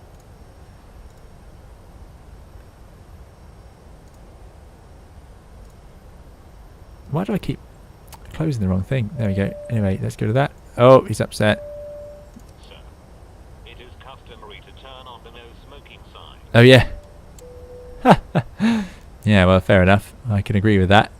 I quite like the flight factor has impressed me today with the way it turns on with the engines running. It does turn on well, i.e. it gives you nearly every switch in the right place. Not all add-ons do that, so that's been nice. That has so far helped us out quite nicely. Right, we're back into the overhead. Gabriel Anderson, thanks for your subscription. I hope you're enjoying the video. I'm really sorry, guys, if I'm missing loads in the chat. A very fast office, yeah. With the AC, it was a bit too cold. Absolutely, it is a bit too cold on airplanes. Alexander misses the tray table. Has to eat on the lap. Yeah, that's it. That's not as much fun. Tray table does make a difference.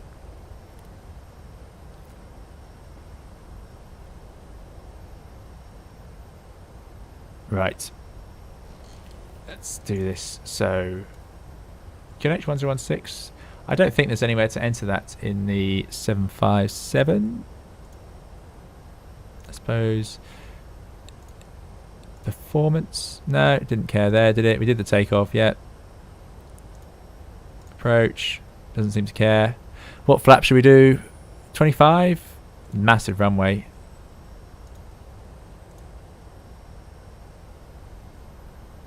We could do 20. Should we do 20? 134. Pretty low approach speed anyway. In it goes. 4,000 meter runway. Massive. Oh yeah, it's great here. It just tells us 111.1. So let's do it. 1111. Course 034. Now, of course, I'm not going to trust that. I'm also going to go here. That's Zulu 03 right. Where's it gone? Final approach. So coming back into the overhead. So again, a nice night view of Athens. We've got our 200 minima. We know that was already correct in there. Let's put traffic on. Transponder should be on as well. TARA, good. Been listening to VHF1 even though it's not working. You see the ILS tuned up already. Where's the GME for the ILS shown? That's something I constantly... Is that it there? We'll see. We'll see.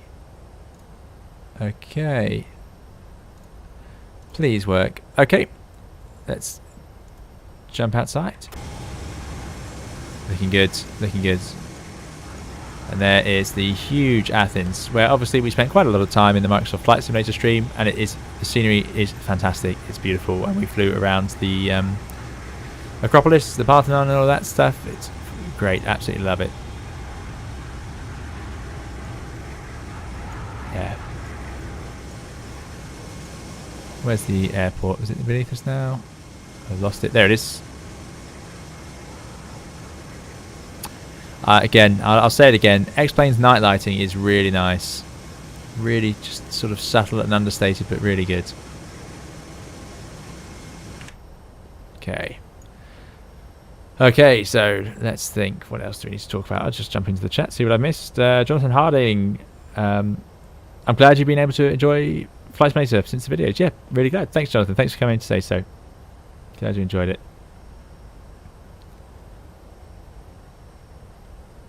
Alexander says favourite approach on the 320 was Innsbruck. Have you flown to Laui? Currently in the 777. Favourite is Mexico City. Yeah, I've heard Mexico City is challenging. Innsbruck I've been to, yep, but I don't go very regularly. And yeah, it's amazing. It is amazing. It's a stunning place. Mexico City, I hear, is challenging as well. We were talking earlier about how on this channel we're going to have to start flying further around the world. So we'll probably take one of the Airbuses out over to America, maybe the 757 as well. I've got some good retro American liveries for the 757 because of course it was used so much in America in the domestic market. So that's something definitely I'll have to think about in the future. There you go. Just on time, Video Man Chris says Eastern Airlines took the first 757 December 22nd, 1982. There you go. Right. Let's do checklist. Descent. We've done the landing. Recall. Oh, I don't want to know. No, good. We're all fine. Auto brake. Let's go for 2. I don't want to set a high auto brake if I'm landing with relatively low amount of flap, 20, just because the nose on landing will be higher, so I don't want it to engage and be quite firm, and I'll end up the nose crunching in, as you might say. Landing later VREF. Yeah, we got a VREF 134. I think I have to set that myself in the 75 though. So let's write it down. And approach briefing. Yeah, so I wonder what Amplified does. Does Amplified tell us how to do all this? It's got a few extra things, but not much really. Done. Yeah, we did recall. Arrival. Yeah, see, this reminds you to tune the ILS. We've selected it in the FMS. VREF entered. DH set. Auto brake set. Yeah, so good. We've covered both of them. Next, we're going to turn all these signs on. Well, our helpful camera crew reminded us they should be on. Landing lights are on. We need to set the QNH soon. Update as we need to. So let's keep a track of that QNH.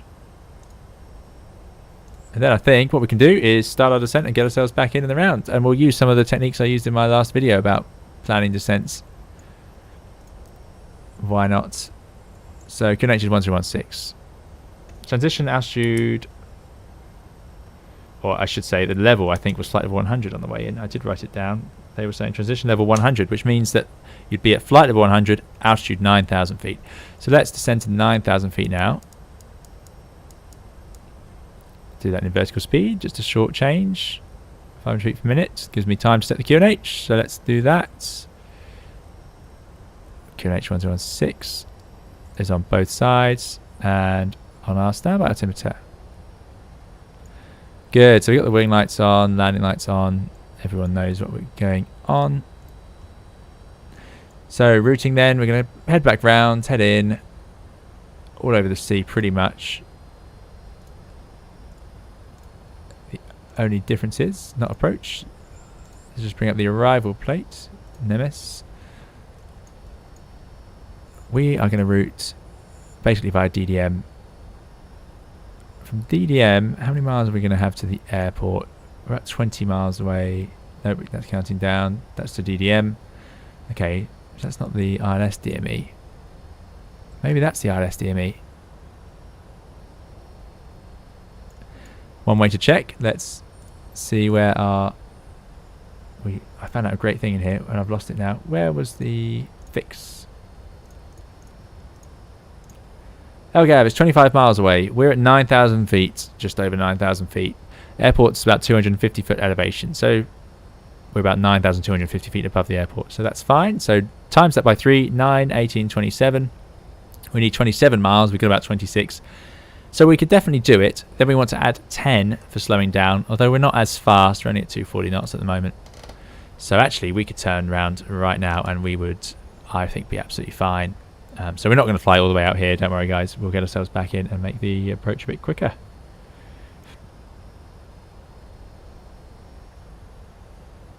Right. Oh, we've got loads of chat. Sorry, guys. Sorry if I missed it all. I do my best, but there's been a lot of chat lately. Cockpit in the 351,000 looks very clean, says Alexander. Yeah, it does look nice. Thanks for your subscription to Mark Hiriart. Thanks very much. I hope you're enjoying the video. Right. Let's not waste any more time. Let's get ourselves back rounded in. I've got to have dinner at some point today as well. So, DDM, back to DDM, second time. D05, it's a bit tight, isn't it? Problem is I don't want to make the turn too tight or it's going to struggle. That's about 2.5 miles. I know what I'll do. Let's go heading, hold. It's holding the heading. I'll do heading select. All these different modes. Let's bring ourselves, we'll do a bit of a right turn.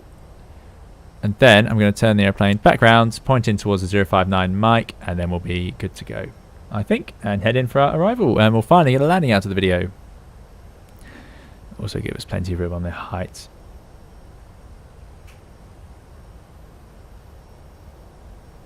Chat's having fun.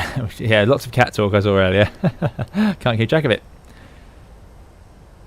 Alexander's looking excited about the 777X. There you go. Yeah, that looks all shiny and new. Although I assume the flight deck of the 777X will be similar to the 777 normal, but I'm sure you know more about that.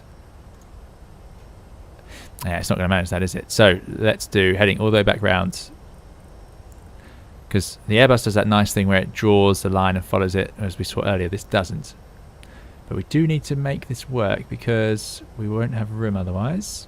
Got the ILS showing, so that's good. Let's descend to 7,000 feet. Surprised that noise happened. Wouldn't have expected that in automatic mode. Still, we haven't got the warning, so the airplane must be relatively happy to do an auto land, which we're not going to do. We will land, of course.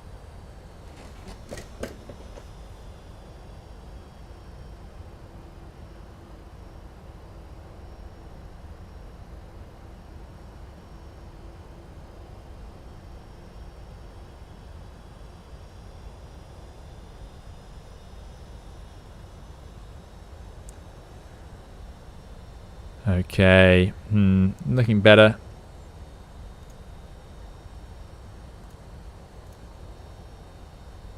Let's go. No, what am I doing? No. Erase. Erase.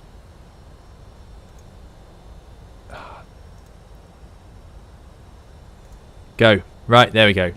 See? Little vertical profile. Oh, we're even a bit low, I think that's saying. Because straight in. 47 miles? Is that right? Fix? 40?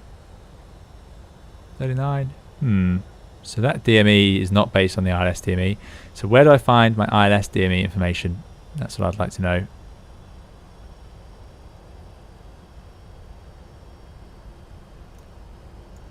Oh, I've done it again. Direct to, two things to do. LNAV. Now it's armed. LNAV, excellent. Good.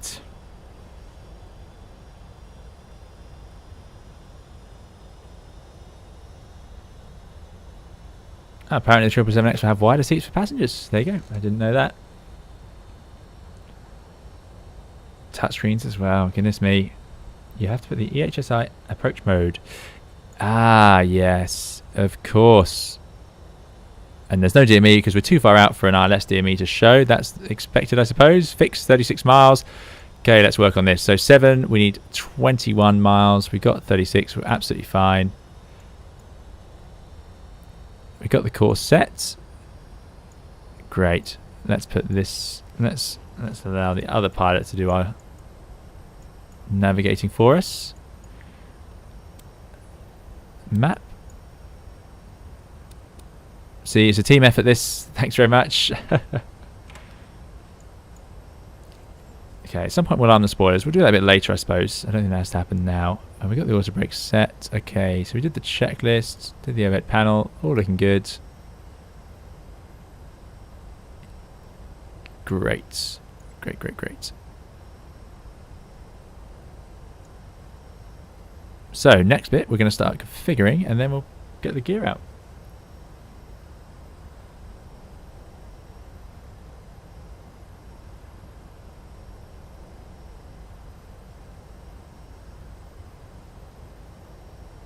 Andres says, in real life, does it take 1 hour to bring up the plane? What do you mean by that? Do you mean to set it up? It doesn't take an hour to set it up at the start of the flight.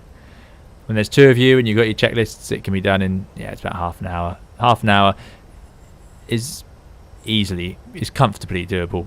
You've also got to spend time briefing each other, of course.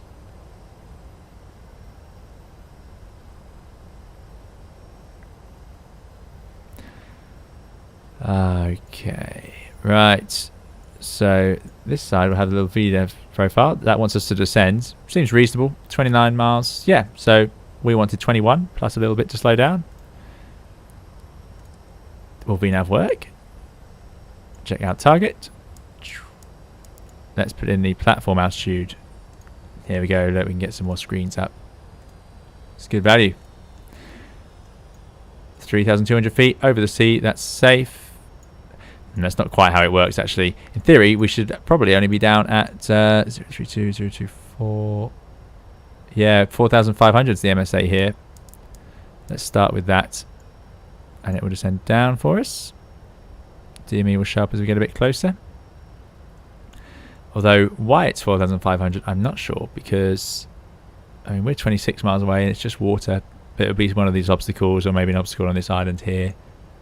Perhaps even these obstacles here that cause that high MSA.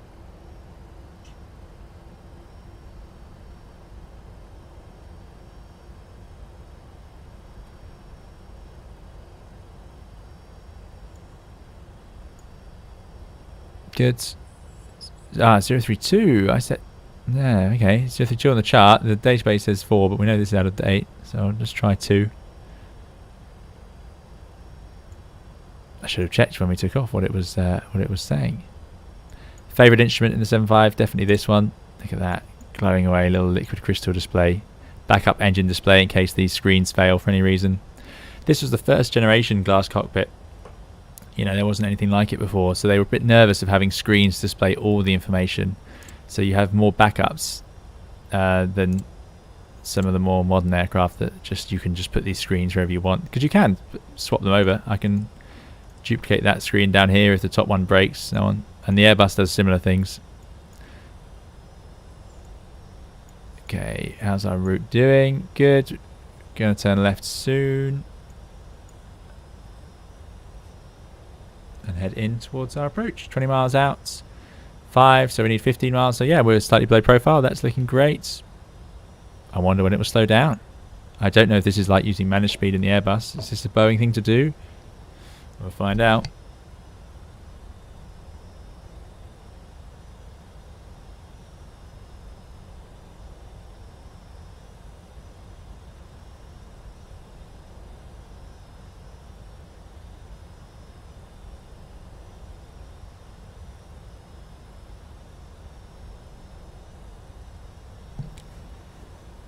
Alexander Pasuto says, would you ever consider doing a shared cockpit with me on stream? That'd be fun for people to watch an Airbus and Boeing pilot. You know, people have talked about shared or joint streams before. I've never capture. I don't actually know how it works in X-Plane, but I'll definitely have a think about it. Yeah, It's an interesting idea. Oh, what's this? Now that I'm hoping that flashing is just our light. Oh, good, we're through the cloud already. So there we go, 17 miles out, 5,000 or 4,500 feet. Just coming visual now. Fantastic. So let's arm that approach. Approach. Lock. And we better slow down, haven't we? Because we're about to go down the glide slope. Doesn't seem to have decided to do it itself, so we shall tell it so. And I've written down my VAP in big writing on my page of paper of notes from today. And it's 134. I almost lost it even then. Okay, I'm very nervous of clicking that close on that CDU because I'm sure that's what I did last time when it failed on me. Right, there's a glide slope, 225 knots clean down the glide slope. That can't be a good idea, so let's put some speed brakes out. I think they're very good speed brakes in the 757. Yeah, look at that. 13 miles to go, 220 knots. Yeah, we're not actually that fast. It's just I'm not so happy about being clean. Flap 1 is at 240, so let's put out flap 1. We're below 240. Oh, I like that. Is that lit up? Oh, that's cool. I'll be impressed if there's a little light inside the flap lever. I don't know. Is there, Alexander, do you remember? Is there a little flap written on it in a light? That's great if there is. Right, 220 knots for the next flap, so let's put that out. That's going to give us some more drag and help us slow down. I think we're pretty much there, so let's put that forwards all the way. And arm. Let's do 11 miles out. Now 11 miles out, we can do 180 knots, no problem. Okay, here we go. Alexander doesn't know how it works either. Yeah, okay, I'll have a think. I'll have to have a look. Yeah, I agree, Video Man Chris. That was confusing me with the lighting. So I still do praise X-Plane's lighting, but yeah, that was a little bit confusing. Beautiful approach, and I say that in terms of just the visuals, not my not my approach. But there we go, 3,000 feet, 190 knots. Yeah, time to get slowing down. It's just not really doing it. So let's go gear down. Just going to set in the V approach 134. I'm going to have to use some speed brakes again. Next stage of flap was at 210. Well, we're below 210. That's 15. And the next one, 195. So we can already put out landing flap actually, because we're landing at 20. It doesn't like the speed brakes being extended. Is there a limitation? Let's arm those for landing. Flaps to 20. I don't want to be unstable on this approach after all this, all these approaches we've flown. Fantastic, there we go. And now we should feel it spooling up. It's going to be a little bit above that sort of amber line, so that's pretty good. Raw 90's here for a perfect landing. Well, we shall see. We shall see. I'll just be happy if we get on the ground just after today. So the lights are on. There's a landing check. This wasn't there. Altimeters we've done. Arrival approach done. That's after landing. Is there altimeters nav aids? Yeah, we've done all that. Landing cabin secured. Speed brake arm. Landing gear lever down. Flaps are set.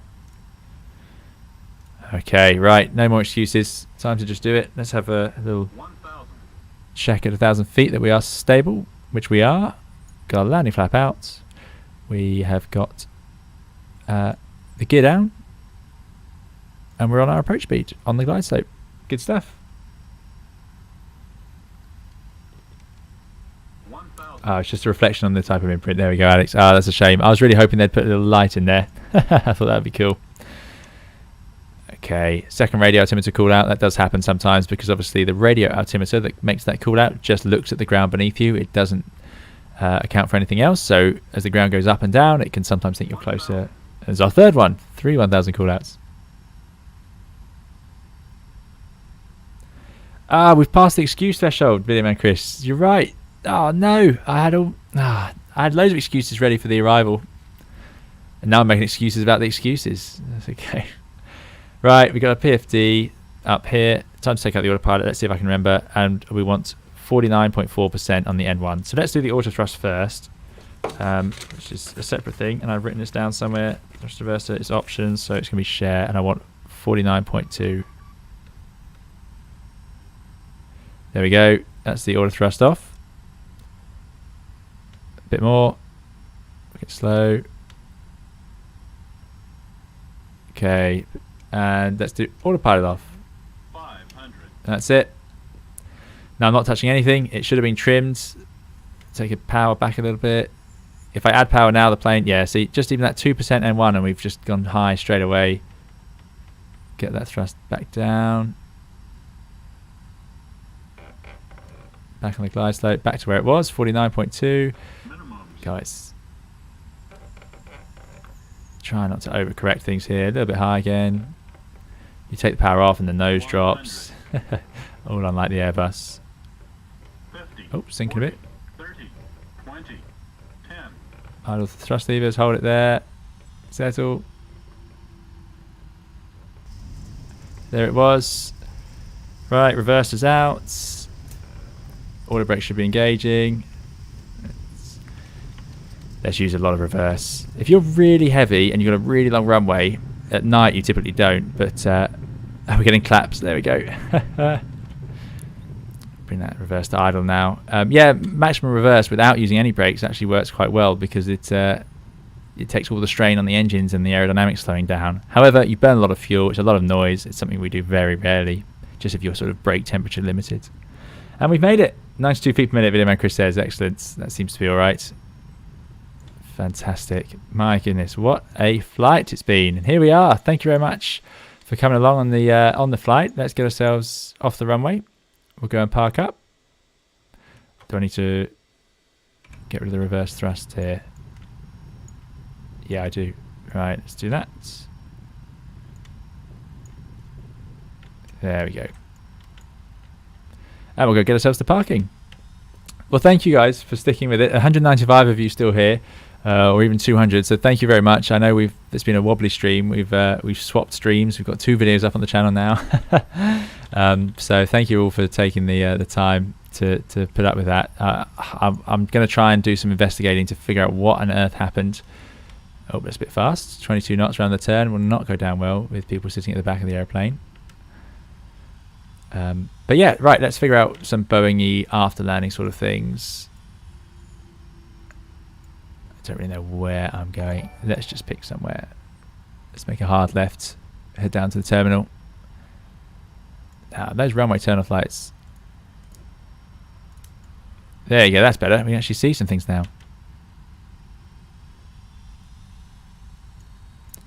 Right. Flaps coming up. Don't need those anymore. Speed brakes are disarmed. Transponder can come off. TARA. Try and keep on the centre line. Get that APU up and running. So we got something when we get there. Get rid of the landing lights, I suppose. A bit excessive. Get rid of the white collision lights. Flashing away out there. Yeah, there'll be more streams coming on the channel soon, I promise, and hopefully we'll have a bit more luck with the stability. I will do some investigating. Feel free to join the Discord. There's a really active, helpful community on there, which I'm very proud of, and they do a great job helping and answering questions. And we've got little subsections for all the different simulators and so on. APU gen off. Let's get that gen on now. Now that would be an easy switch to forget, and then end up with a big darkness as soon as you're turning off the APU. I think we'll go right here and try and get into the terminal.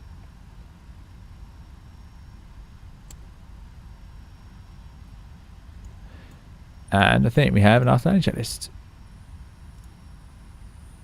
Not that one. Not that one. Just a shutdown. Okay.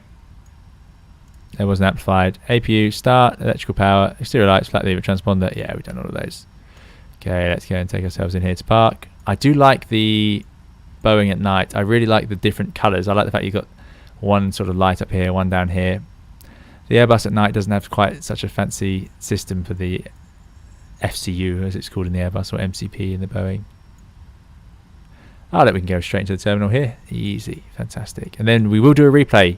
We'll get a replay of the landing. I hope you've enjoyed it. I hope it's been fun to see the 757 again. I do like flying it. It's always good to do something different in the simulators. Like I said, A300 coming soon again. I do find the 75, you know, when you have it with the auto thrust out and the manual trimming, it is a nice thing.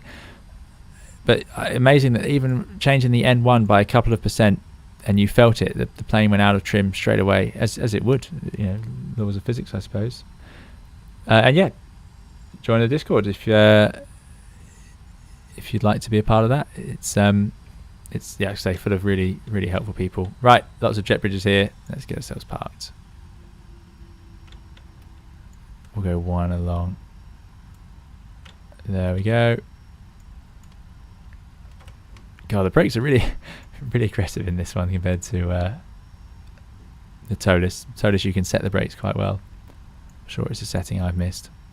Also, coming soon to the channel, as you may have seen in my little sort of light-hearted teaser trailer of DCS. That's what I've been working quite hard to try and get ready with, flying the F-14 Tomcat, and it's a full-on simulation of the thing. It's not, you know, it's not an arcade game at all.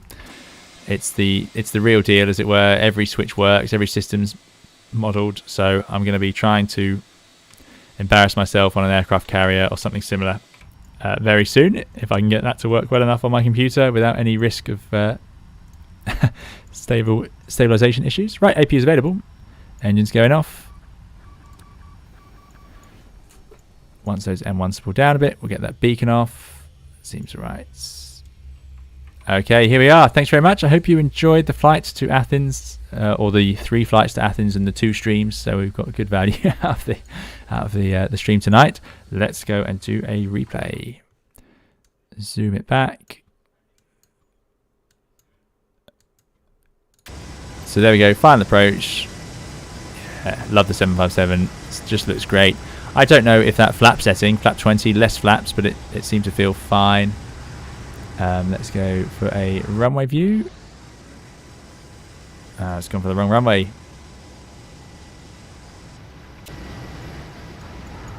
It's gone for the left because the left is closer at this point. So let's just zoom ahead.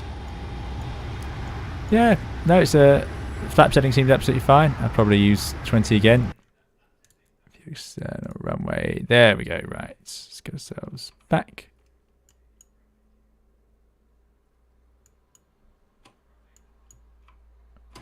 I don't really know how much of a float this one was. That seems a bit far forward. Let's go here. Okay, here we go. So it seemed to work out.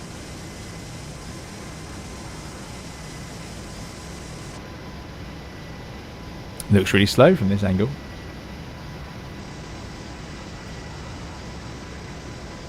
There we go. Bit of a float. There we go. The 757, I really like the way it lands in X-Plane. I have no idea what it's like in real life, but it's really quite pleasant to land. Quite a lumpy runway, as you can see. And then you can hear the reverses. Yeah, excellent. Really powerful stuff.